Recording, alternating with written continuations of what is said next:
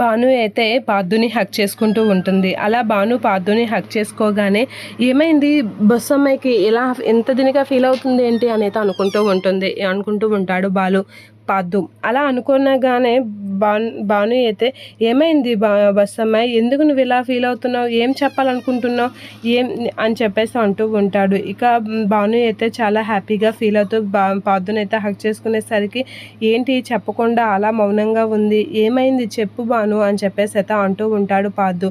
ఇక టెన్షన్ పడుతూ ఉంటాడు ఏమైందా అని. నేను అనుకున్నది అయింది అని చెప్పేసి అంటూ ఉంటుంది. నేను ఖచ్చితంగా ఎగ్జామ్లో పాస్ అవ్వాలి, ర్యాంక్ కొట్టాలని అనుకున్నాను కదా, నీట్ ఎగ్జామ్లో నాకు ర్యాంక్ రావాలని చాలా కష్టపడ్డాను అని చెప్పేసి అంటూ ఉంటుంది భాను.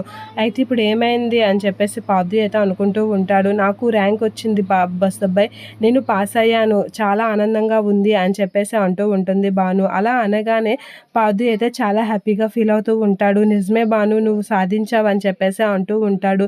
ఇదంతా నీ వల్లే అని చెప్పేసి చాలా హ్యాపీగా ఫీల్ అవుతూ ఉంటుంది. ఇది ఇప్పుడు కాదు భాను, నాకు కల నెరవేరుతుంది అని చెప్పేసి భాను అనేసరికి నువ్వు డాక్టర్ అయితేనే కదా భాను నీ కళ నెరవేరుతుంది, అప్పటి వరకు నీ కళ కలలాగానే ఉంటుంది, నువ్వు డాక్టర్ అవ్వాలి అని చెప్పేసి పార్థు అయితే అంటూ ఉంటాడు. ఇక భాను అయితే చాలా హ్యాపీగా ఫీల్ అవుతూ పార్థుతో అయితే ఆ విషయం షేర్ చేసుకొని హ్యాపీగా ఫీల్ అవుతుంది. ఇక పార్థు కూడా హ్యాపీగా ఫీల్ అవుతాడు భాను విషయంలో.